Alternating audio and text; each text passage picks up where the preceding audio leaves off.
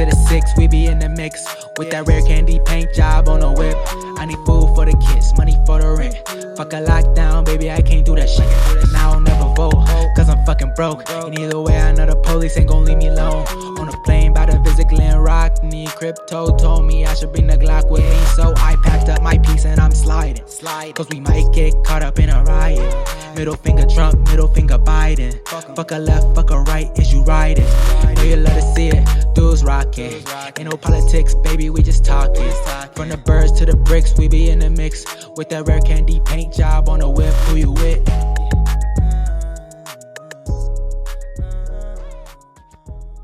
Yeah, I saw a really interesting celebrity quote graphic that women were identifying with. It's a woman, she's an actress named Dakota Johnson. She gets a lot of flack because she's from two very famous people, Melanie Griffith and Don Johnson, and she attempted to direct Madam Web, people call her like a nepotism baby. And she came out with a quote where basically she was saying, sleep is like number one thing for me. I need at least 10 hours or I don't feel right. Yeah. 14, I could do like 14 if I wanted to. Respect. And there were a lot of women were going like, you guys, this is so me. And everyone's like, I know. they all need 10 hours of sleep. Yeah. Like have you ever met a woman with like 6.75 hours of sleep? Brutal. You're scary. Don't let her drive. Like, well, that's Pam Popper. That's like, and she's not an everyday. Our previous guest, Pam Popper, which I love those episodes. She's one of those like, yeah, I need like 5-6 hours, and I'm like, but she's also insane, and yeah, she is insane in a good way. Well, that's why I had my tweet, my thing where I was like, dude, I woke up like 2 weekend days in a row after my wife, and I was just like, it's not a big deal or anything, but it's not a great feeling. It's like, what the fuck I need to like I can't win that one. My wife wakes up at like fucking 5:30 every morning. Well, damn. Yeah. Yeah, I'll never win. If I win, and the thing is, like, she goes to bed very early too. She's very like early to bed, early to rise. But like, it'll be like, I'm telling you, like, I'm pretty sure most women are like this, like where if they get like 7 hours of sleep, they'll just be like, I just never felt like I fell asleep. Like I just never. Like, and I'm always just like, dude, I had like 4 beers last night. Fucking just like zero hesitation, just like, for 7 hours. Woke up like, because like, the difference between guy tired and girl tired. Everybody knows the difference. Guy tired is like, don't fucking talk to me for the first half hour when I wake up. Just don't fucking say anything. It doesn't matter if you have the greatest news or the worst news for me. It will be met with like a wince from me. You know what I mean? And I just will, I will operate a little slower. And then after like a half hour, the coffee hits, you use the restroom, psyllium husk activates. You fucking, I'm good. I'm ready to go. Girl tired lingers all day, and they do like Mr. Magoo shit. It's like fibromyalgia, dude. Like, I wandered into a construction site and almost got hit by a fucking cat bucket. And you're just like, what? I was tired and I was hungry. And you're like, oh. Okay. Yeah, it stacks. It's like a multi. Oh yeah, I don't think they're you're all wrong. like this. They're all. The thing is, they're all like. And I know some women. There might be some like esoteric health women. They're like, well, I fast every day, and I'm like, film it.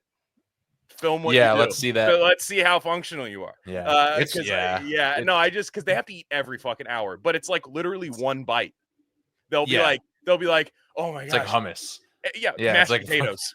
Yeah, mashed potatoes. Like, yeah, that one thing of mashed potatoes like saved a whole like school of children of getting ran over. Like, yeah, like it's just and you'll say something. You're like, whoa, chill out. Like, hold on, like that doesn't go here. Like, what do you? And they'll just go, well, I'm tired, and you're like, okay, let's not blow up the fucking house. We're It's rough up here in Oregon because it's what you don't realize is we're between Oregon and California, we're like halfway to Alaska. So in the summer, it's like it stays light until like 10 p.m. Especially solstice right now, in June, July, and so it's so we're just like getting ready for bed late, 10:30, 11, just blasting Disney YouTube or like Mennonite Homestead YouTube or some shit like that. It's like our algorithm is basically that, like some weird religious brand kind of thing, doing so anyway, so our sleep schedule has not been the best, and it's hot, which the heat does it every time. Sleeping during that's why, oh man, during like a cold night, when it gets dark early. Yeah. And you crash. It doesn't matter. Like you just completely crash and wake up. But yeah, it's interesting too, because like I just laugh because every girl was like thought they were like letting us in on some secret about needing a bunch of sleep and food, and that's why they like vampires. I think. Yeah. Ultimately, what like that's the perfect lifestyle for them. You just kind of invert the day and time. You sleep all day, which they would love to. Trust me. You sleep all day, and then at night you could just stay up watching like true crime with a guy who yearns for you all night. Yeah, yeah. You probably have a butler. He's a count. You don't have to do anything. I think that's I think that's why they go so crazy for vampires. Ask is like Jeeves. it's not just the Robert Pattinsons and the other guy. It's not just that. Like obviously they have that like sad kind of look about them. They love a sad yearning guy for sure. But I think it's the sleep schedule. It's the sleep. It's funny, and you know our dynamic. You know me. I've watched the Twilight movies a couple times, and what's funny about that is that it's like the vampires don't sleep. Pattinson doesn't sleep, so before she turns into a vampire. Spoiler alert: she turns into a vampire. But it's so she'll like crash, and Pattinson will be like, she'll be like, you don't need to sleep, right? And he's like, no, I'm just gonna chill and like stare at you all night. And that's like his thing.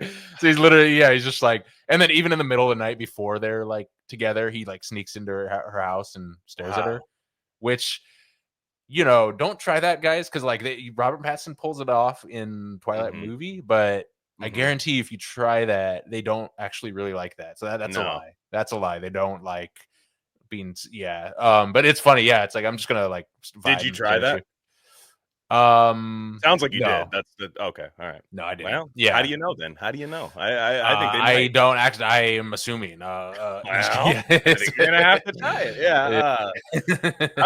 It was interesting. I was watching. I've been going through a lot of the Wes Anderson movies because I've always been a huge defender of Wes Anderson. And when you hear about everybody talks the big thing about him, they think he just makes like Travelocity gnome movies basically. That's like what they think he does.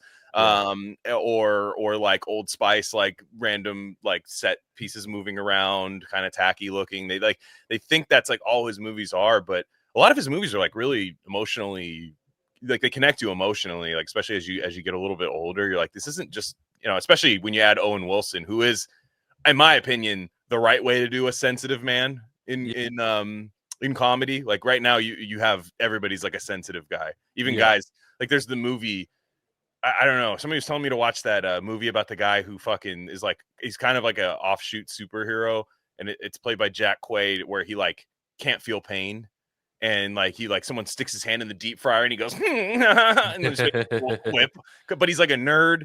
And he's just like, that's kind of like everybody is a sensitive man now. But like Owen Wilson would do it really well because it had the bad qualities of like a sensitive person, where you'd be domineering, kind of trying to plan every part of every person's day, getting mad when people aren't having fun during the thing they planned. He has like a lot of these characters in the Wes Anderson movies. And I think that's most exemplified in the Darjeeling Limited, which I think is among Wes Anderson's best. People hate it.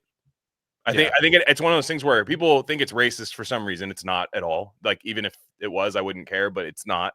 It's bros hanging out in India, and they like, I think it's like some kind of sex. No, it's not even sex tourism. The reason people don't like it, I think it's just like so much guys in India, and they're like kind of using India to grow, but like these are impoverished people. I'm like, that's not even the point. Literally, that's the joke of the movie.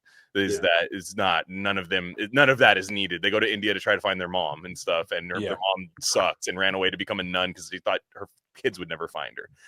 So it's just, and then ditches them there too. Like after, literally just like leaves a note after it's revealed that the Owen Wilson character and her are exactly the same. Basically, they both try to plan, you're gonna have this, I'm gonna have this. I just think it's I really like his movies a lot, and I think I haven't seen the new one yet, and I will for sure. I just haven't had a chance to go see it in the theaters yet, but I think Owen Wilson he worked with a lot of Wes. I think he was college roommates at Texas, at University of Texas with Wes Anderson. I could have that wrong. Thought they were college roommates together. It might have been Luke Wilson. I can't remember, but Owen Wilson used to do a lot of writing with them and stuff, and like Royal Tenenbaums. A lot of the big ones are great. And Owen Wilson has a new show out, which I'm perplexed by in a fascinating way. It's called Stick. and he's a former golfer, and it's definitely like home from work, bad day. We have 90 minutes to watch 3 episodes before it's bedtime, wife slop. That's like what it is. Hell yeah. And so everyone, anybody saying, who's married understands how elite it is to have something good to watch during that time. So it functions as that. But it's kind of odd because the premise is that his name is Price something, Pryce. It's a former golfer. He spazzed out on a golf course. That's all we know. He spazzed out on a golf course and got blacklisted. Happy Gilmore, dude. He fucking very Happy similar, Gilmore, dude. Very similar. However, it's Happy Gilmore by proxy. Is what this movie is, because he finds a young Latino kid who is impoverished, I guess, and is but can crush the ball. It like makes like shotgun noises every time. I did see that clip where he's hitting every target on the range, and they're like, "Get the fuck out of here!" And Owen Wilson's like, "Why? He's raw as fuck." You know, he's exactly. I know, it's funny. So but it's funny because the first episode goes by where it's the mom. This is on Apple, by the way. I don't think all the episodes are released yet. That's why I'm a little fascinated by what this show actually is, because it commits a lot of the like modern day 2025 like wokeness things, like but it's weird the utility, like then the unlikability, like I think overall unlikability of the woke characters in here. I'm almost thinking like, is this show doing a little something that I'm thinking is a little different? So the reason I say this is because his mom, he has a kind of a overprotective Mexican mom, single mom, and the mom is like, "You need to give me $100,000 to take my son from me, and I will quit my job." She works at a fucking party supply store, and she's like, "I can't quit that job." Yeah, you can. And your son is hitting fucking 400-yard drives, like clearing the trees and stuff. Like it's black tees, just tiger tees. Well, why don't we just go ahead and quit that job? But like the whole time, Owen Wilson, who is like a fuck up, and he's like he basically lives in the old house from his marriage. And his wife ex-wife finally convinces him after 7 years to like move out of the house so they can sell it, and she's like, "I'll give you this amount of money," right? That's kind of the setup. But everything that Owen Wilson's character does has kind of a reasonable excuse to it. So he's not this unlikable white man in a show like where it's like actually the magical tortilla family is gonna really inspire him. It's completely the opposite. They suck. Like the entire, and then there's like this them girl that they introduce, and she's awful, and it's like laughably awful. Everything's late stage capitalism. It's to the point where it's like to write this in earnest, you would never get the show done. Like if the director or writer actually felt this way, like they obviously are lampooning these people, and it's like it's kind of interesting.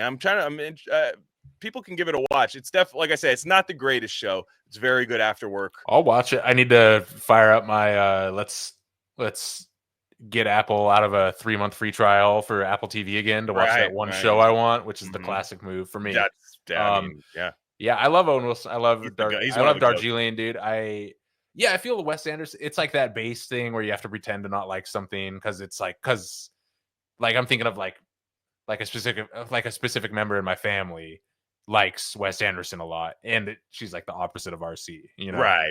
Not immediate family, not his movies are pretty. They're pretty, and I'm like, funny. And I'm like, I get where they're like, oh, like people like that like those movies, you know, and stuff. So it's just like a very movies. Yeah, it's a tight one. I think I haven't seen all the Wes Andersons, but that is my favorite one, and I think it's up there. Also, like I want to travel to India. It's like, as everyone knows, I'm in India, bro. So it's like I'm an amalgamation of those. Yeah.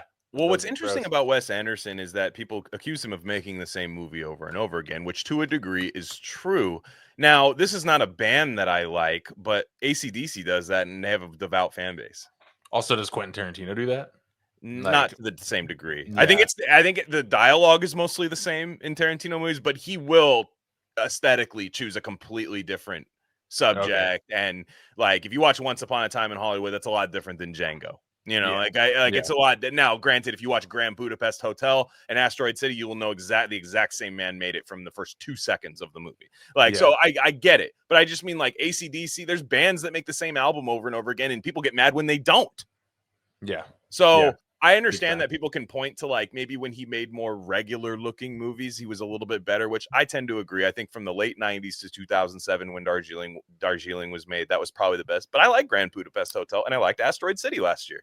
I thought those were good movies. Yeah. They're not their best, but it's good. It'd be funny if he legit wants to make a different movie and he just feels trapped in his own psychosis. So he's like, he can't escape from his like, yeah. And also he suffers from that weird, because everyone, when AI first came out, everyone's like, make the Simpsons like Wes Anderson movie, like make the Sopranos like a Wes. So he's like, clearly it's people like him because he's like a cinema guy. He's like a it's like the cinematography of, which is what it is. Darjeeling has a lot of Hitchcock train like sequence looking stuff that look really cool. Anyways, go on. And it almost, even without that shit, that movie would rule, just by the story alone. It's not detached. It's not, people act like it's like this detachment, like it's in lieu of like good characters or like good dialogue, good storylines. Like in Darjeeling, when the Indian kid dies, it contextualizes the entire trip, and these guys start looking at each other like nobody admits that they're wrong, but they're like, we're fucking retards. Yeah, like you know what I mean? Like crying about what we're crying about. Two parents that literally want nothing to do with us. And we're crying over this dad who, it's so sad when the dad, like, he's not even tearfully crying, but he like starts passing out in the water afterwards. Like it's like, whoa, like it just contextually, he's able to hit you over the head. Like the violence in his movies is so unexpected that it's like, oh. Wait, that's like you can do that in a Wes Anderson movie? Like a kid can die, it's kind of crazy. Yeah. Indian people be randomly dying in general, dude. Like with some shit, like touching it. It's fucked up, dude. It's like all those strap bananas to a small boat, or the parades, like where they're like, let's build the tallest parade and march it through, and then it's just inevitably. Shane Ghost talks about that, dude, where it's like they always crumble and shit, and it's just like, god damn. But yeah, it's a good one. Every time I rewatch that movie, I always forget that they're just on drugs the entire time. Now I won't forget, because the last time I'm like, oh yeah, this is like a drug movie. I loved it. Me and my wife had never seen it. I had something like Perkins. Perkins. No, and they're like mixing like and taking like shots of like fucking J and like John Lennon in 1966. They're just like, I know. I really do want Wes to challenge himself and make a Thomas Pynchon novel. Like I think he could do it. Sick. Like if he kind of, because the Thomas Pynchon espionage stuff is very conducive to what Wes Anderson does. So I think that would be really cool. We're gonna get you right back to the episode, but I just wanted to let you guys know of a few other things we offer at Rare Candy Industries. We have a Substack with free and paid subscription options. Free subscribers get access to all written content. That includes Bob's Red Pill. That's the best thing going on the internet right now. Trust me. Paid subscribers get full access to our premium episode feed. And that's just every episode we don't necessarily want to share with the general public, if you know what I'm saying. Again, that's rarecandy.substack.com. We also have merch. That link's a little long for me to say right now, but go to the description, go to our merch store, and find a shirt that's right for you. We have Rare Candy shirts, Dr. Bronner soap label shirts, Rishi mushroom shirts, all types of stuff there. Check it out. There's got to be something for you. And lastly, check us out on social media. On Instagram, we're Rare Candy Pod, but on Twitter, we're at Rare Candy Pod 1. All right, enough of that. Let's get you back into the episode.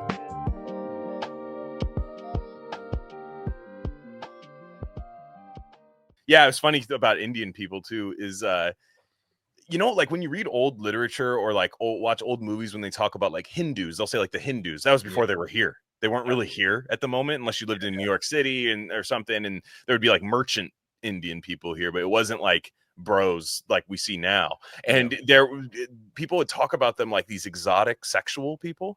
Like they would be like, what's the Kama Sutra and like all these that's why. And like then can you imagine now you're just like, these bros? Yeah. That's like these guys fuck like that. These guys fuck like that. Like they clasp, like they intertwine each other's toes like dude, hands. I mean, I'm saying like, dude, a Chad Indian bro is legit scary, because you're like, damn, they like it's kind of rare, but it's like, damn, it's when it you're like, damn, I'm intimidated by this Chad. Yeah, I'm thinking of one dude. He just has a sword. Yeah, exactly. Like, why do you have a sword? We work at Marshalls together. Yeah. But no, you're absolutely right. And it is kind of, I think a lot of that, it's kind of ironic, because like that's back when, people used to say the Orient or whatever, right. That was kind of very seen as like very racist or whatever. But now like all this, there's no like mystery. Everyone knows each other, and it's, especially if you grew up in the Bay like we did, where it's just everyone's, and it's kind of like yeah, Kama Sutra, what the fuck, you know? It's just pink Hollister polos with jeans and sandals, and they're having fucking Kama Sutra sex. Yeah, you're like, yeah, there's dude. no way that's happening. After their like 6:30 p.m. walk around the block to digest the meal, they start. That's why they do that, so they can have fucking Kama Sutra sex. They need to lean. They need to start leaning into that again because I agree.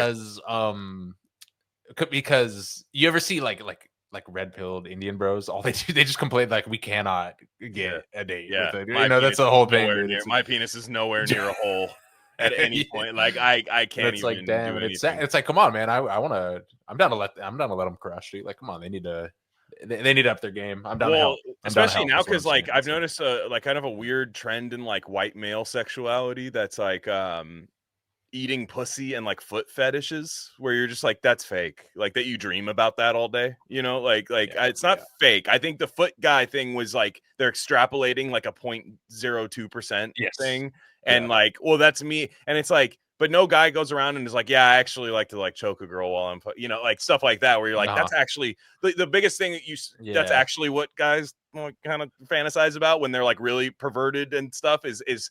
And I noticed it with that Zoran Mamdani guy. There was a funny thing, since he's won the primary. There's been a lot of like things of like interactions with him and his wife. They're trying to make them like a thing. It's very forced. It's very forced. But like one of his comments was like a picture of her, and he was like, "I know it's Ramadan, but you ate that," on the comment, and I was just like, that, like, nobody who's like actually horny, who's actually like horny for their wife, because like, I'm sorry, dude, like we're not going to get into specifics here, but if you've like been with your lady and like you're feeling some type of way about her, you'll privately text her some like straight up Viking rape shit. Like when you're trying to get down, it's not like if I text my wife, I'll be like, I know we're on intermittent fasting, but you're eating that outfit right now. My gosh, like she'll be there are people. It sounds like a gay dude. It's a gay guy. Hyping up. Dude. Come on, like Which is funny, because like, what is an actual Muslim think? Because, you know, like there's probably a Muslim like who's like a true Muslim maximalist, like in the Middle East, where he's like, oh, New York has a Muslim mayor now, and then he looks up and he's like, I know it's Ramadan, but you ate that. And he's like, oh, what the fuck? We got a gay one? So I know. He's like, we've been duped. I've been obsessed with the dudes that made a bunch of money by calling his victory on like poly markets and stuff, and also someone parlayed because we don't I don't really want to talk about it. I don't really care. Not interesting at all. No, it's not. But someone parlayed him getting hit with the prostitution charges, but getting off on the sex trafficking and the other charges. So like literally, like yes, no. Was that the one that was like 57K? Yeah. For like $100, dude. I'm like, oh, damn, that's so sick, dude. That's harder than any sports bet. That's so tight, dude. The problem with poly markets is it sounds so leftist. Like poly markets sounds like a leftist dating app, like where it's like poly markets, like abolish the family, but that's not what we mean. But like, dude, don't take what we say literally, but also if you disagree with anything, you're a fascist. It's I know. The leftist thing is so funny with the like defund the police. It's not actually what it means. And then they say that, and then they have to say, like the next tweet, they're like, actually, I have to apologize. I actually did mean that. After consideration, I did mean abolish, but also. So they have to walk this like where they have to like. Well, what if somebody was just like, I don't like black people, and then they're like, dude, you can't say that, and he's like, well, that's not what it means. You know, like obviously that's not what it means. It's come on, contextualize. It is a concept what I'm doing, and it's just racism, which is kind of what which is literally kind of what whole Twitter thing. Is. But it's that's kind of the whole thing, because if you think like. The whole thing is like 2018 grad school speak, which is like kind of does give you that out of like being able to not mean what. First of all, being like fake radical, where you literally don't have to ever suffer for your thoughts or actions or whatever like that. You're literally in like some extremely coddled, And look, I've spent I spent a lot of time on my college campus and left without a degree, and I'm like, this is a sick. Like I've heard that, but also fuck when you do that, because that's what I did too. Yeah, it's cool. It's cool guys do it, but it's like, but even me, like because I was like, it weirdly, I hated it, but also I felt at home there. And I was kind of, even me when it was getting near the end, and I was like, I can't get trapped in a place like this and like live my adult life in a place like this, is because I see what happens when people do that, either get like a job or they just stay in the fucking community, even if they're not involved, and it's just like, not the community. dude. And so it's you know what I mean, right? Yeah, no, I know exactly. I know exactly what you mean. I just don't bring up the community. I think that it's just this like, what does that community do for you? Like and it's like it's not even a jobs network half the time because these people grow up to not have jobs half the time. No, it's something. It's a secret third thing or whatever. It is a secret. I don't know. It's definitely. Yeah, I know. But speaking of that, I mean, the Glastonbury thing. I think we should talk about. Yeah, dude. I have a lot of. Yeah, I thought I'd be more mad about that than you. I mean, I understand completely where everyone's coming from. It definitely triggered. It was one of those rare things that like actually triggered me in a weird way. But I also feel, yeah, dude. It's so. It's literally we invented that. I think we invented that guy. I'm pretty sure. Like I feel like that's like a guy we made up. Like the Rage Against the Machine guitar fucking shit that's happening. I will say the backtrack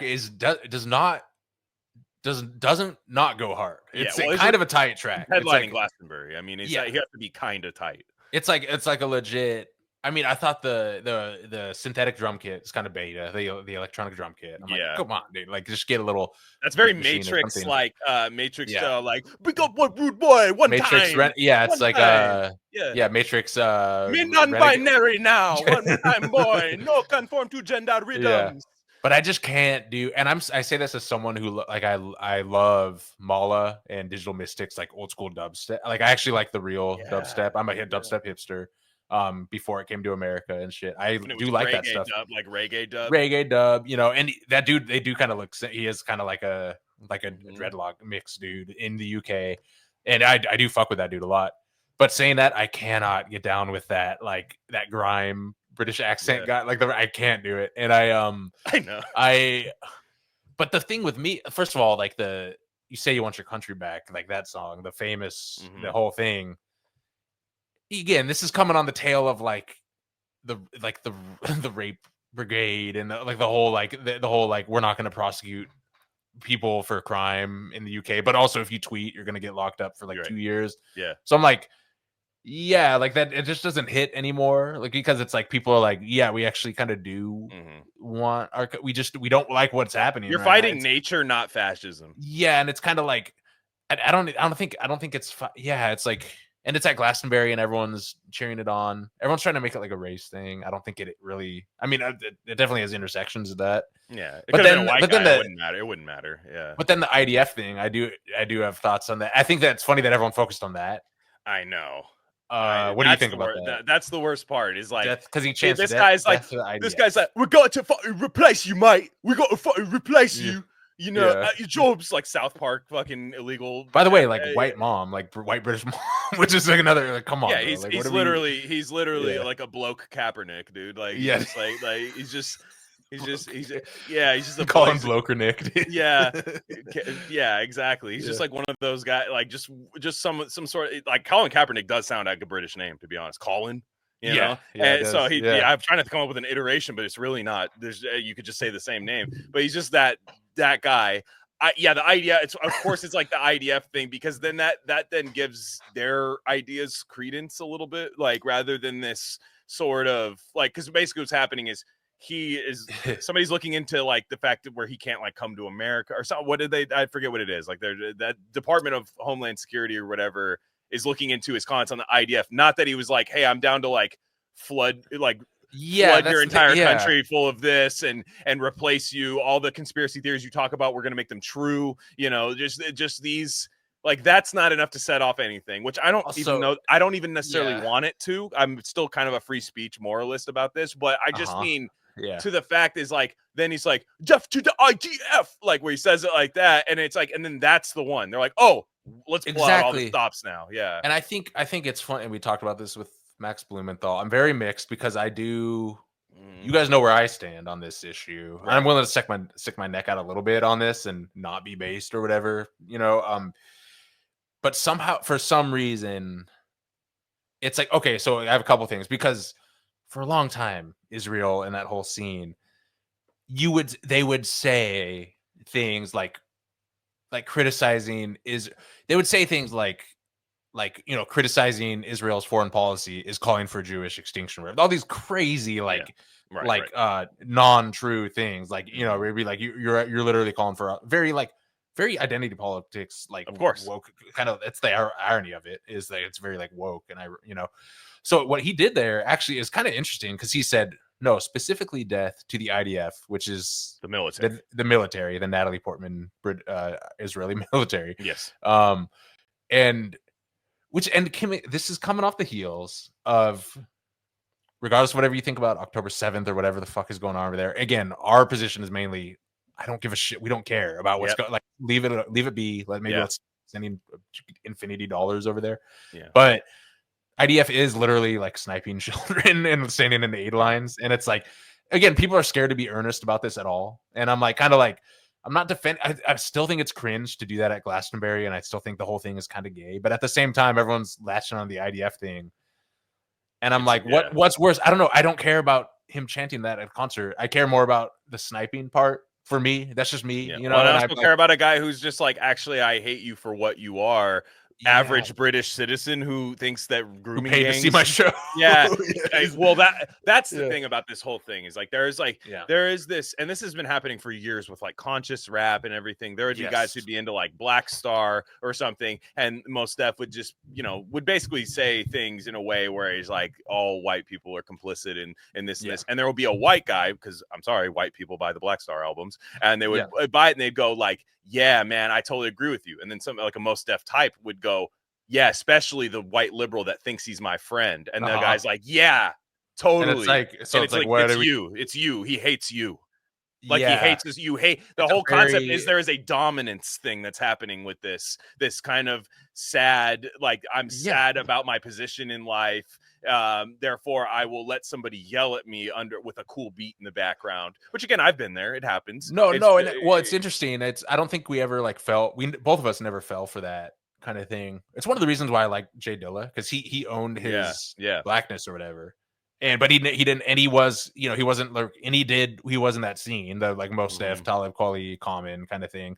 But he also kind of was like, I think he knew, he's like, all my shows are just straight white bros, especially in like 2004. It's like, come on, dude. And it's like, and I think he knew that. And it's interesting. It's a very interesting dynamic in America with the hip hop thing. And I just like, I think that's why like people end up gravitating towards non-conscious rap, because they don't want to be part of that thing. It's like, in order to be conscious rap, you get pigeonholed into this whole like political thing where you have all the same takes as like a 2017 Columbia grad student or whatever, and it ends up being kind of fucking gay. It's a reverse element, is where I guarantee you at like Columbia University you can have like Black Star in sociology class or something, or like NYU or something, where it's like that then gets into those and it's like this kind of patronage element with these things. And like I said, the whole thing feels a little bit fake, but I do think it's funny that people can straight up go out there and just say like, yeah, replacement theory, it's not real, but if it does happen, you guys deserved it, therefore we can,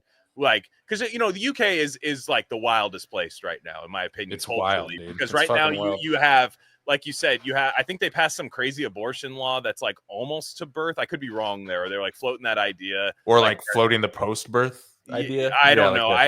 Is that bait? Is that bait? I shouldn't have even brought it up because I don't know. But I know there was fighting over some sort of abortion thing that was like, I don't like either side of that, and but then there was the then you have like people like this Glastonbury guy, Bob Vylan.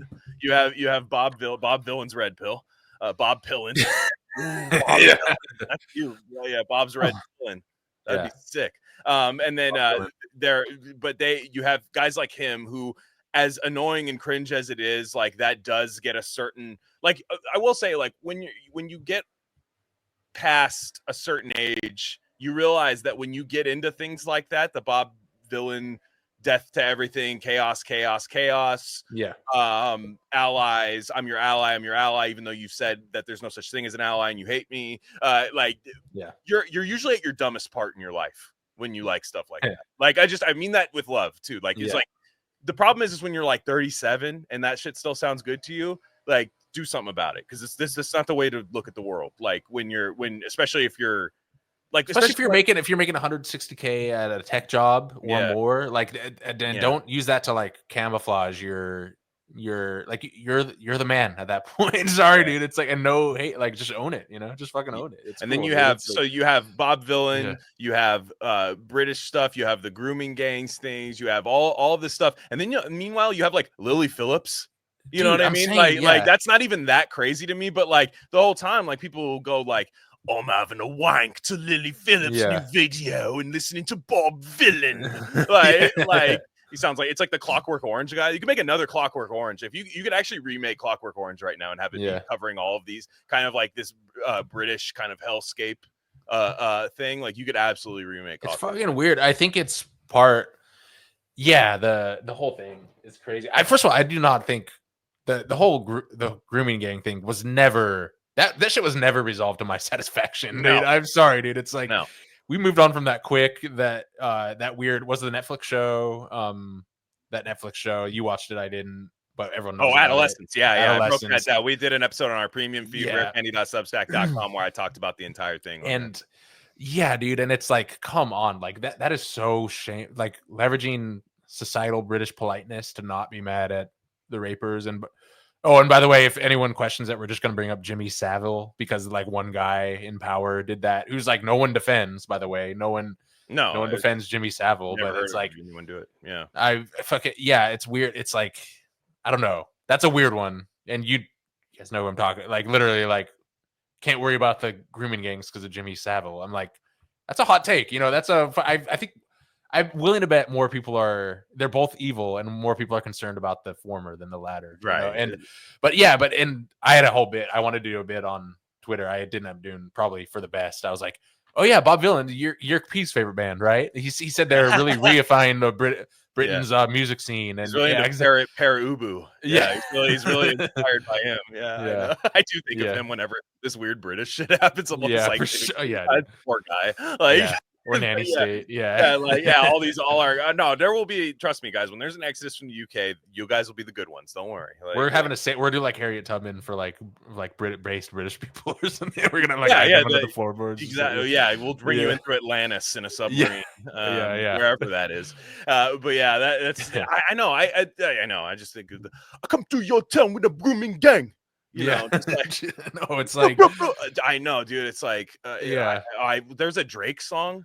Like you have to address it. Like if you're like if you're a proponent of that or anything, you have to be like, yo, we need to like fix that part of it, but let's have a discussion. But you can't, dude. So it ends up being this total. What's the Drake part? Right. Sorry, I fucking no. There's just this Drake song with a grime rapper that's like that, and it's like Drake's verse is sick. The beat is sick. It's very like new kind of like new style rap, but it's good. And then he comes on and he's like, your pussy's disgusting, it's gross, I hate it.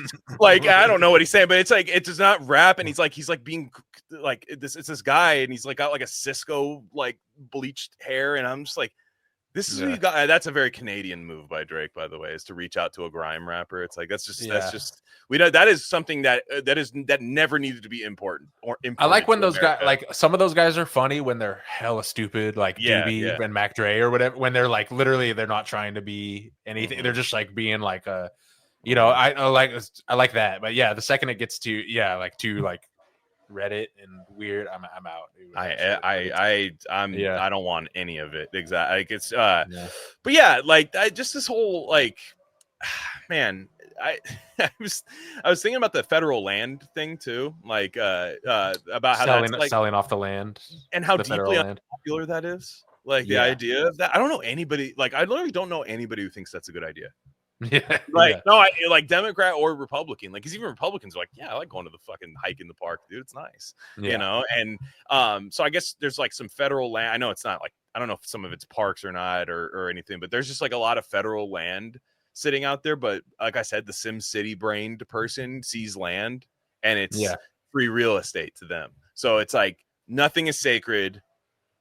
I feel like both sides kind of don't like nature, if you realize it. Like leftists are like, fuck nature, like plants are not important more important than like homeless people, which I'll debate you on that. And which plant? Yeah, and just name a plant. Talking house brand name. Name a plant. We'll top 10 there's plants. some I don't like. No, there's some that I don't like. I agree. Yeah. It's just, but they, all that, and then the right has like, I know Ayn Rand pushed it. It was a big thing in like the Ayn Rand generation and like libertarians. I think Michael Crichton agrees with it too, to a degree. I think he likes nature a little bit more, but it's kind of like man needs to conquer it or else it will be conquered by it. And I'm always just like, man, I don't really think there's a demand for this federal land shit to be bought up. Like when I thought the whole idea was we were trying to do mass deportations, like do all of these things and kind of like get a set number of what we're working with. Yeah. Before we start selling off shit for what too? For what? Amazon? Exactly. Amazon? Is that what we're selling it to? Tell me what plots of land, who it's going to, who gets first dibs. Again, I would legit, I don't care if I would legit that land be divvied up and socialized to the American citizen, then be sold to like an Amazon warehouse. And I'm not even an Amazon hater. I'm like, Jeff Bezos deserves as many billions as much top as he can get, because my shit comes the next day. Like he's the coolest billionaire. I'm sorry, I fuck with Bezos a little bit. He's a cool billionaire. But that being said, I'm like, I don't know, like, it's just gonna go to some dumb shit, dude. Like it's gonna go to some like Tesla battery factory or something. It's all it is, fulfillment, fulfillment thing. Which I know you just championed the fulfillment center and the fulfillment. Yeah, I think he's doing fine. He's doing fine enough as it is. Like I think we can, you know what I mean. He's like, we don't need to give him more space, but I fuck with it. I know I don't have a coherent take on that, and don't put left right. Well, we all use it. Literally everybody uses it. Yeah, that's the thing. It fucking rocks, dude. By the way, they're trying to steal $100 from me. I bought this like 3 months ago. I had this. They're like, buy these items in the next 12 hours, and we'll credit you with $100 Amazon dollars like within a month.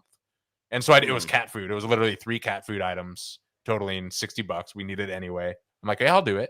And then that was like 3 months ago, and I realized they never gave me the $100. So I had to do the chat with like, yeah, yeah, dude, and it's like, and then I think the Darjeeling chat. Yeah, I think we got it figured out, but I had to call, but so hopefully we're getting that 100 and I can buy more cat food with it. But well, I just think about like this.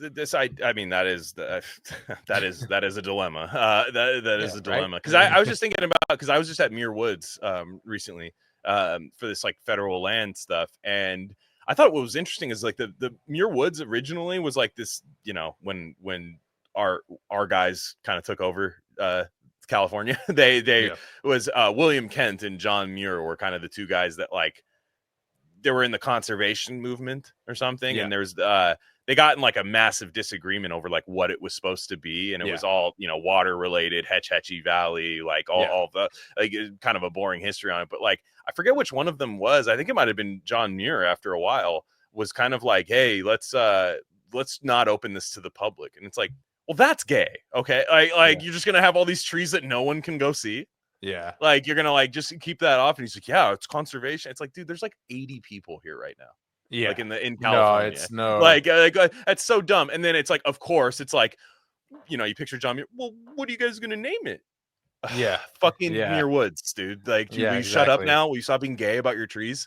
And take some more pictures, dude. Yeah, it's fucking beautiful. It's beautiful. And I just like, I'm down for that. I'm down for, we're not building anything here, but you can walk through. We'll put pathways in. Yeah, maybe a rare salamander gets compromised. Sorry. Doesn't mean we have to slow down for 3 years. Before you identify bureaucratically if we obstructed a salamander. Yeah, like I've always hated that. California does really gay stuff like that. Yeah, the rare species, where they're like, oh, you want to take down that tree that's probably going to fall down this winter on your house? Well, we're going to send out people to go see what kind of birds are in that tree. You're literally, like every 2000 sitcom has an episode where there's some rare animal that gets hit, or show. Yeah, and you're like, oh well, cool, sounds good. Like maybe next week you guys could come by. They're like, we're thinking next year. Yeah, and you're like, well, I need this now. It's going to fall on my house. They go, well. And then it just becomes this bureaucratic nightmare about that stuff. But it's annoying. It's one of those things. It's kind of like we were talking about last time, how like with the sharing thing and socialism and communism, where it's like, we need to raise I guess Psi is number one. My number one thing is like, we need to raise our consciousness first. And also, leftists, stop falling for the most easily debunked psyops before I trust you on anything. Anything ever. And it's like literally, like I can't. Okay, you fell for Pfizer. How am I going to trust you on land management or like water rights and shit? It's like you might be right about that shit, but like clean up your your mechanics and fundamentals. And like I also think like, and I do agree. I think like timber is fine. It can be renewable resource and all that. So like we need to shore up our building. Like I don't want like weird plastic office buildings just put in where parks are, and so that'd be gay. I think we can do a better job merging with the environment all over in cities. Although I think cities are on their way out, and in suburbs and stuff like that. And so I think there's like a good mix. But yeah, I just don't. It's that top down approach. It's that who makes the real decisions, who benefits. Who. It's like the immigration thing with like the Haitian. There's like. There's like Dem governors and property managers making a killing off like crazy ass incentives and like rebates for apartments where, it's like, yeah, we'll give you $4,500 a month to have like import 20,000 people. So it's like instant millionaire set. I was thinking about like with COVID, the vaccine, like I'm not a big, like leftists always freak out about like billionaires or whatever. Right. I'm not like a big billionaire guy. I don't think you are either. Like freaking out about that. At the same time, the COVID vaccine, 40 new billionaires were created from the COVID vaccine. I'm like, that's gay. That's kind of gay. It's all but fake. they have in their mind, they can just go, well, we would just socialize it and the government would get all that money. That's stupid too. And and also not going to happen. Like that's not on the table right now. No. So like you guys already codified how strong they were. Like, what I mean? These people, like the system, they were the strongest foot soldiers for this, hoping that the long game hoping that it's nationalized.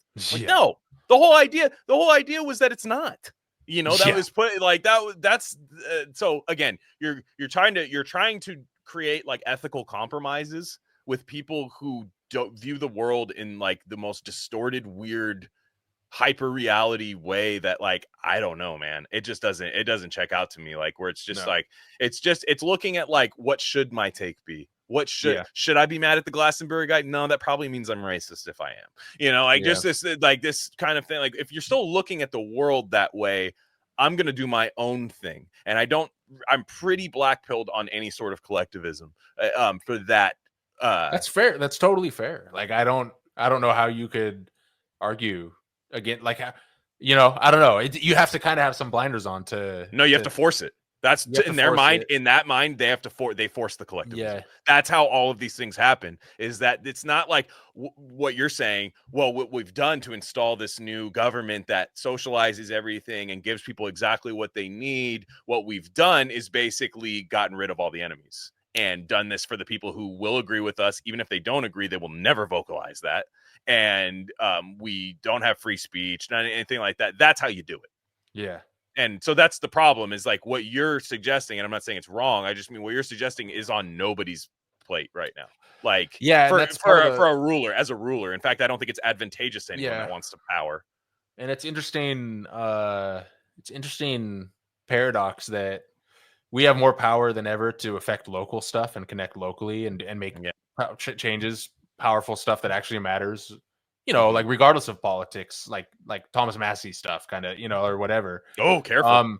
Yeah, exactly. Yeah, but we're also hyper fucking globalized and current thing, so where it's like literally we have to have a take on the Glastonbury thing and the Palestine thing, which is 14,000 miles away and shit. It's just so tiresome. It's just odd. So like, yeah. And at some point you do kind of have, like maybe. It is fine. It's fine to have takes on that stuff, but I mean, it's all that people do now, and we're all guilty of it, and it's so fucking annoying. I know. Yeah, I know. And it's kind of an interesting hamster wheel thing where it's like we're all on it. I mean, what difference does it make when you're I mean, it's even more of a horror, right? When the hamster realizes what the hamster wheel is. Yeah. Like when you actually understand what it is and still continue to do it, that's when you get the paradox, when you start a podcast surrounded by amethyst crystals. But, it's just one of the, like that. It's better when you're just like, nah, fuck that. This isn't a wheel. It's going to keep going. Like eventually I will, maybe not, but whatever. I'm just going to keep going because what else am I going to do? And that's kind of what a lot of people end up doing as they get older, which you you can't really blame it. But it's funny because like there aren't really any like chill people. Like you'll see these people that have claimed to have ascended beyond ideology or what idealism, right? Like which is what they would call what you have said, what I've said is like idealism. People say, well, you grow out of that after a while. And I'm always like, yeah, but people are still so on edge, even though they've claimed to have grown out of that. They still follow every aspect of what's going on. They, like, I'm like, I don't know if that's happening, though. I think you just kind of like, I guess what they're saying is just pick a side and wave the foam finger, which, again, there's benefits to that. And I definitely have in the past. But there's a lot of times where it's like, okay, like at the end of the day, this is a event. This is something to get you through, 90 minutes of your workday, and kind of go, I don't agree with that. I disagree. Oh, actually, yeah, that's kind of what it's supposed to be. And I don't know what the end game is. I don't know what the end game is in terms of like, if what we're saying is going to resonate with millions of people. I have no idea. It's not like necessarily what we're doing here. But I do know I just don't like what I see. Like I'll talk to people who have no idea what the Glastonbury thing is, but they're freaking out about Love Island in the same way that you would freak out about the Glastonbury thing, where you're like, wow, that emotion that seems to be in everybody. It's like this detached emotion where what's in front of you doesn't matter, but what's on your phone has this hyper premium, which I can definitely say I've fallen into before, currently kind of at times. That's the stuff I kind of want to, I hope we can get out of. Maybe that you can black pill over that too, but I have to at least hold out a little hope that like people can just become like, okay, what's in front of me right now? Yeah. How's that doing? Yeah. Like that's kind of what I want, despite not practicing it the best. Yeah. So great point. Yeah. Last thing today,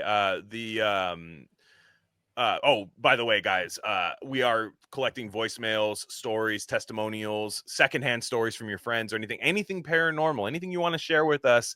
510-256-9850. We are recording the next Coast to Coast episode by July 3rd. I think July 13th is when we're recording it. So you have until then. Again, 510-256-9850. It could happen to you. It could happen to your friend. It could be something weird you saw in the sky. You don't have to know what's happening. That's totally fine. We just want to hear about it. Also, if you're shy, don't want your voice heard on the show or whatever, beta, but whatever, rarecandyindustries@gmail.com.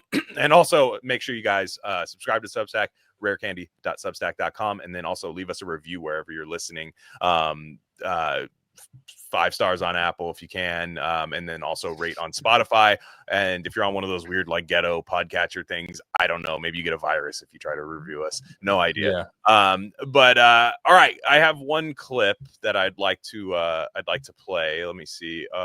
Actually, hold on. Did you want your country back? No, bro. Like that. And you're just like, what happened here? I know. It's insane. So funny, dude. It's from the 5 to the 6, we be in the mix with that red candy paint job on the whip. I need food for the kids, running for the rent. Fuck a lockdown, baby, can't do shit.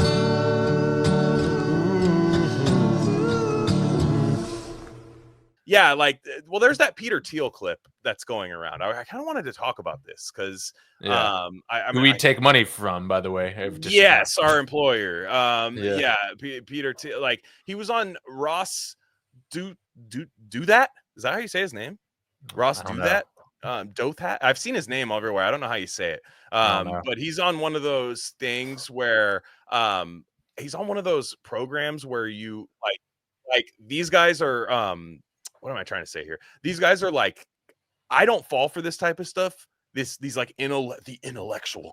I had an intellectual sit down with Peter Thiel. I think this guy's for the New York Times actually, and he interviews kind of people like Lomez and people like that. He's like kind of brought them up to the New York Times. Some could say to expose them. It's kind of like that, like a little passive aggressive, kind of like. But also you are signal boosting somebody to like people who go, oh shit, like, so like you let the chips fall where they may. You can frame it any way you want, but some people might say like, oh wow, that's actually that's kind of interesting. So I wanted to share this video file. It's kind of a long clip, but it's Peter Thiel talking about AI. Here. Yeah. You're a skeptic of what you might call the sort of superintelligence cascade theory, which basically says that if AI succeeds, it gets so smart that it gives us the progress in the world of atoms, that it's like, all right, we can't cure dementia. We can't, figure out how to build the perfect factory that builds the rockets that go to Mars, but the AI can. And at a certain point, you pass a certain threshold and it gives us not just more digital progress, but 64 other forms of progress. It sounds like you don't believe that, or you think that's less likely. Yeah, I somehow don't know if that's been really the gating factor. What does that mean, the gating factor? It's probably a Silicon Valley ideology, and maybe in a weird way it's more liberal than a conservative thing, but people are really fixated on IQ in Silicon Valley, and that it's all about smart people. Right. And if you have more smart people, they'll do great things. And then the economics anti-IQ argument is that people actually do worse. The smarter they are, the worse they do. And it's just they don't know how to apply it, or our society doesn't know what to do with them, and they don't fit in. And so that suggests that the gating factor isn't IQ, but something that's deeply wrong with our society. So is that a limit on intelligence, or a problem of the sort of personality types that human superintelligence creates? I mean, I'm very sympathetic to the idea, and I made this case when I did an episode of this podcast with a sort of AI accelerationist, that that certain problems can just be solved if you ramp up intelligence. It's like we ramp up intelligence and boom, Alzheimer's is solved. We ramp up intelligence and the AI can, figure out the automation process that builds you 1 billion robots overnight. I'm an intelligent skeptic in the sense I don't think. Yeah, I think you probably have limits. It's hard to prove one way. It's always hard to prove these things, but until we have the superintelligence. I share your intuition, because I think we've had a lot of smart people and things have been stuck for other reasons. And so maybe the problems are unsolvable, which is the pessimistic view. Maybe there is no cure for dementia at all, and it's a deeply unsolvable problem. There's no cure for mortality. Maybe it's an unsolvable problem. Or maybe it's these cultural things. So it's not the individually smart person, but it's how this fits into our society. Do we tolerate heterodox smart people? Maybe you need heterodox smart people to do crazy experiments, and if the AI is just conventionally smart, if we define wokeness again, wokeness is too ideological, but if you just define it as conformist, maybe that's not the kind of smartness that's going to make a difference. So what do you think about Thiel in general, I guess, and then what he was saying there? Yeah, I think first of all, I never like seek out his interviews or whatever. I've probably listened to 3 or 4 in the last 3 or 4 years, but I'm always kind of like interested in at least like, okay, this dude's smart and he can carry a conversation, And I think, I don't know, I kind of agree. I think there's some cultural stuff going on, like talking about Alzheimer's, It's fucking aluminum in the brain, and we're not allowed to talk about it. Is AI going to get to that conclusion ever? My take, I've always had this take actually for a long time, and actually Alexandros Marinos who's someone who I generally like his takes, and shout out. We've dialogued on Twitter a little bit before about this, where we kind of have the same thing, where it's like there's 2 kinds of AI. There's the LLM that's programmed from all the input data that'll never say vaccines are unsafe, even if you show them like logically step by step. but aluminum lodges in the brain, and this, that. It'll always default to like, nope, it's scientists have determined, blah, blah. And then there's using AI, which is the kind I like, which is the kind I actually respect, where you're using AI, which is just math, to crunch billions of parameters of data over and over again to get results that human eyes cannot see that are in fact real, right? Where you can design a drone with a specific shape that a human would never come up with, but it is aerodynamically very efficient, right? Or something like that. Okay. Or finding like a trading pattern, or finding like, all sorts of stuff, right? And it is overused, and it always has to do with the inputs for sure. But AI is real, and there's a real thing that AI can discover. And I think I don't, I know a lot of our listeners are probably like not long on AI because they probably attach it. I would say it's pretty split. It is, yeah, and they attach it to the cultural thing, the whole like LLM thing and Chat GPT and Sam Altman and all the weirdos and everything like that. Even though that stuff I think is pretty impressive, like LLMs, honestly. But Chat GPT and Claude and the chatbots, right? Basically the chatbots. Gotcha. Yeah. But I'm talking like actually doing the data. So anyway, so there's like the censored fake, like quote unquote lib AI, right? You could say that's like gay, that's called gay guy. Yeah, gay. Yeah. and then there's like the actual tool AI, machine learning, which like can crunch numbers and shit. So my hope, there's going to be a big battle in the it's already happening, and it's going to keep getting bigger in the future, where it'll be a battle between the things we learn from the data AI, which is like, oh, AI is actually showing us that aluminum is the smoking gun in autism and Alzheimer's. So it can get to that, you think? It can, but then the humans will interpret it'll always go back to the humans interpreting the results, and it'll always be like, oh wait, are we going to let pharma die because AI? Now the proponents of the boosters, it's funny because a lot of the like the AI boosters, the people boosting AI, most of them are like pro-vax, and they're not. Although that's maybe starting to change. Like honestly, like Brian Johnson critiques the COVID vaccine. Alexander Marino is literally as an AI startup guy, and he's like one of the biggest voices against like Pfizer and Moderna and shit. So that is starting to change as based smart people in the AI space. That's like an okay thing to think, but again, yeah, I think it's the question of whether we trust the data that it reveals, or we put up more and more curtains and doing that thing. I think Theil is I think he knows it's going to reveal some shit. So I think that's the cultural element he talks about. Yeah.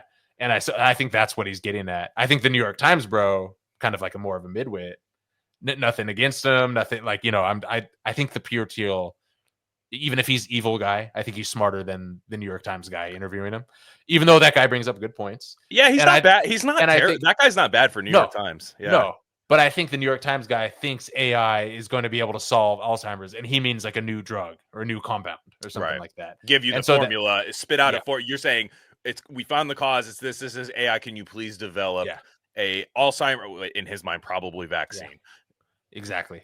Because the thing that we cannot accept is that there are people curing Alzheimer's and autism now by doing based naturopathic shit. But that's not an AI thing. That's like, can't do that, Which, by the way, it's like all you have to do is drink silica water. Like literally just drink that every day of your life. You'll have an aluminum-free brain, because it'll just. What about psyllium water? Does that do anything? That'll take you to dimensions we're not hitherto prepared for. I gotcha. Yeah. Yes, we should. Yeah. Yeah. By the way, that's diatomaceous earth. That's the diatomaceous earth. It's literally just take a scoop of that every day. You'll probably be pissing out aluminum every day. Yeah. But I think again, I don't trust the IQ people. I don't trust the smart people. Because again, like if that rule led you here, what use is the rule? And it's like we need what it'll do. Is it'll expose the and again, I do think we need smart people. I think we need high IQ. I'm not saying it's not valuable at all. Yeah. But all it'll do is focusing on that will just show the lack and the blind spots of the IQ. Right. And that's the highest IQ take I could have on, and it's already happening. It's already been happening. All the high IQ people fell for COVID. Why? That's my problem. Is like, and also like people that want to make it like you'll look at the society right now, and there are some people, and I've never really fully bought into this. And yes, there is a general incompetence happening in many industries. Like you're just like, wow, people are like dumber than they ever were right now. There's no social skills, which again, I don't know if high IQ is a social skill indicator. In fact, I'd argue it might not be, but anyways, some people have like, oh, actually it is. If you've read, I know, whatever, I'm speculating here. And it's probably a midwit IQ move, some would say, to speculate like that. But the IQ stuff is interesting to me because there will be people who are like, I'm anti H1B. IQ is the ultimate metric. We have too many low IQ people. And I'm like, dude, they might just like, if you become this IQ essentialist, like they're just going to import a bunch of Chinese people in here. Like, I'm sorry. Like, that's like I'm maybe, I don't know what the IQ, I'm just not into it at all. The IQ stuff. Like, I still think you have to have ethics. Like, because if you like, what stops, what stops President Bill Gates from happening? What stops President Peter Thiel from happening? Which some would argue already is. I don't know. But like, some would argue that's literally already happening in our country. But what is to stop these people who are clearly smart, that on an IQ test, you'll like the results. Like, if you saw it and you go, well, this guy's got a bunch of money, this guy's got a bunch of power, and he's high IQ, turn the reins over to him, we'll be fine. And I'm like, we kind of do that in a proxy, like in a like kind of a twice removed thing, like in a way. It's interesting. Again, I think it goes back to we have a cultural ignorance of consciousness, and that's what what this brings down to. And that's every issue. That's the moral thing. That's the whole. It also kind of intersects with like the leftist thing, where leftists try and over-engineer these like morality things and try and like fix things at a base level when that falls flat on its face. And also like I think, and it goes back to the whole structure of our fucking reality. The fact that our brains are not the be all end all source of our consciousness. It's important in consciousness, but through remote viewing and all sorts of other stuff, and literally every human on earth has experiences that are non-materialistic. So the high IQ people can't admit that because that's a dogma. And that's, so again, like it goes so deep with this stuff where like, I think it's like Tesla, the original Tesla said, like, once science turns its focus to energy and vibration, we'll make more progress in 10 years than we did in the last 1,000, and it's like just shit like that, where it's like, Thomas think really like, shut up, fat. It's like, get in the fucking asylum, dude. Fucking make out with that pigeon, dude. You fucking suck, dude. What a pussy. But exactly. No, and it's so I just think, again, my whole basis for like my whole thing is I left like a high IQ quote unquote school because everyone was sad and depressed and hated each other, and no one was happy, and they all were going to be people that ran the world, and in like 5 or 10 or 20 years or whatever, right? I think there currently are, and that's why we are where we are. Yeah, and I'm just like, I don't want, and it was something that it was like literally what was promised to me my whole life. It was like this whole thing, and I'm like, oh, this is actually the gayest thing I've ever seen. So it's like, you don't want, like, I'm telling, it's not as cool as I don't think having like super low IQ population wide is like a good thing either. No, certainly not. But at the same, and I do think maybe, again, I'm not talking about like eugenics or whatever, so calm down. But I do think future advanced societies don't let people just be stupid because they have like an iron deficiency or a zinc, you know what I mean? The shit like that, But at the same time, I don't think everyone being high IQ is some utopia. In fact, I know it won't. No, it's you've seen it, you've escaped it. Yeah, and that's why, like, to me, like, it's a big hot button topic on like our side about Peter Thiel. And I've been I just because I laughed at Aaron Bushnell lighting himself on fire, I was apparently on the payroll for that. And I just, for people who have said stuff like that, I'm just like, dude, I don't think about, like, not saying he doesn't matter. He clearly does. The Palantir stuff is scary. All of these things are scary. I just, to me, like, those guys don't impress me. Like, anytime those guys don't impress me, I understand what they're saying is an important conversation that happens amongst people who do control aspects of my life. I absolutely agree with that. But I just, like, I hear, like this whole, I don't know where I'm going with this, but like, I just hear about like these people talking about AI and IQ.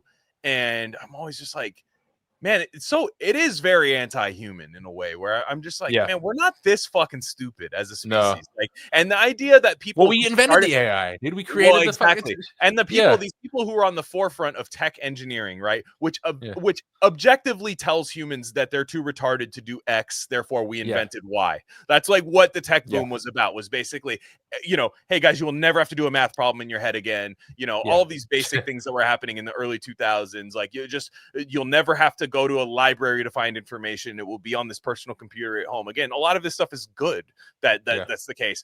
But when people just double down and triple down on anti-human, just, and then they tell you that like, well, China's doing this. I'm like, dude, I know why it works over there.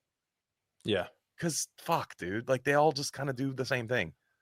And it's they're a very uniform culture. We celebrate individuality here, which I actually do think is a good thing. And grit and like we're weird. We have guns. Like there's all this shit. Like there's stuff that makes us unique to where it's like I understand like you don't want your fucking this country that maybe doesn't love you too much over there to have all of these things without ours, and they're worried about Mars, they're worried about all these big things. But I'm just kind of like, man, I see the most anti-human bullshit happening all of the time. That where we might have a bunch of high IQ people that don't utter words for like 5 days straight. And I'm like, that's not the reality I want to live in. No, and it's linked into the autism epidemic. I'm sorry, I can't. It is so central core to me. I probably have like stronger takes than a lot of people on this. I'm just like, we cannot allow this to continue at this level. Like, I think it's so connected to so many things, and including the extreme version and also the spectrum shit. I'm just like, and like, I'm not saying we need to like, root it out and like that the people that have it, because I fucking have it, dude, like, or whatever, I'm on that shit, and it's like not bad. I have none of it whatsoever. But unless it's like 1996 baseball stats from like the Padres for sure. That's famously not autistic though. That's that's based alpha Chad shit, but whatever. But it's just, I don't know. I'm just kind of over. It's like and the tech thing is weird. I'm just like, what has tech given us? And I'm like, I'm kind of like impressed by AI. I'm like, and I use it, and I like I write code, and I use Python and shit on my on my devices and stuff. It's fun, but for nerds. And but that being said, like, what is tech? The creativity in tech is so whack. Like, what do we have, like DoorDash now that tracks your phone, and like that's like what the products are now. Everything's just like a phone location based thing, and it's like it's like there's this weird like it's like, wow, we're like hyper progressing in certain areas, like billion parameter models on like a $500 computer you can get on Amazon in a day. That's fucking impressive. But on the other end, we're like fucking retarded. It's so insane. It's just, well, that's is the end game. I have no way to prove this, but is the end game, and I'm sure we'll talk about this in another episode, but like, is the end game with autism like going like, we can't, it's so easy to do this technocracy that we're doing right now if everybody's on the spectrum. And I don't mean just widening the spectrum. I just mean quite literally shooting heavy metals into people's brains and making them regular old autistic, at least functioning in a sense where they can enter in numbers on a computer. In fact, enjoy it, see that as not a duty in life, but a necessary action, or else they freak out or whatever. And like, you see it, like you go to Google, or as Indian guys say, Google. When you go to Google, you'll see, I've gone through their campus and stuff, and like you'll just see people like where it's like, this is an autism factory, like where you just have like unlimited fucking Captain Crunch and Cinnamon Toast Crunch, chicken tenders on delivery, and you're just entering bullshit into a fucking computer all day. And I look at that and I go, like, is the end game to have everyone be autistic? Like to a degree, right? Because then that is very easy to just have like AI being the we got to resist it a little bit. We got to put up a little bit of a fucking fight, just like a little bit, and I think that's well said. I guess so. Well, guys, I hope everybody has a pleasant 4th of July. Gain of Fiction's coming out. I think hopefully tomorrow. I want to get it out. What's the backlog like? What's the fucking? Oh, it's crazy right now. I'm gonna be like giving one away for free next week just because the backlog is nuts. Like it's wild. Like right now, the backlog is Tropic of Cancer, which will release tomorrow with Vincent Nappi, and then Sharp Objects with Doug. That's a great one for sure too. And then American Psycho, and I mean, honestly, like next weekend we're doing another Welbeck chat. Like it's just like there's a lot of that stuff is, and I don't want to flood you guys with constant book stuff. You don't, whatever. That's why we do it. I space them out a little bit, and they're not very time sensitive. But then also there will be the Gravity's Rainbow coming up next. Hopefully by August, I'll have everything done with Gravity's Rainbow. That'll be a 3-part series. I don't know if I'll put it on this feed. If you guys want it, just let me know. Like, yeah, put it on this feed, but it's going to be like a bit, I might just do something like separate where people can access it all the time. We'll see. But if you guys don't have any interest in that, that is like literally going to be like 6 hours of Gravity's Rainbow talk. So which is great. It's a great talk. We're already about a third of the way through recording there. And like I said, call the hotline. It doesn't have to be for the paranormal thing. If you have a question for the show, anything like that, comment, fun questions or anything. We're also on TikTok now. I'm gonna start doing some fun stuff on TikTok. I cannot understand the way that app works, though. It is crazy. I started a TikTok for us. It's at Rare Candy Industries on TikTok. Please, give us a follow or whatever. And it's kind of cool because like I'll post like a random Charlie XCX Kamala is Brat thing, and there'll be a bunch of people that would have never seen us otherwise like it. So it is kind of cool. I'm like, okay, that's cool for sure. But then like if you just press home on TikTok, literally home, a video.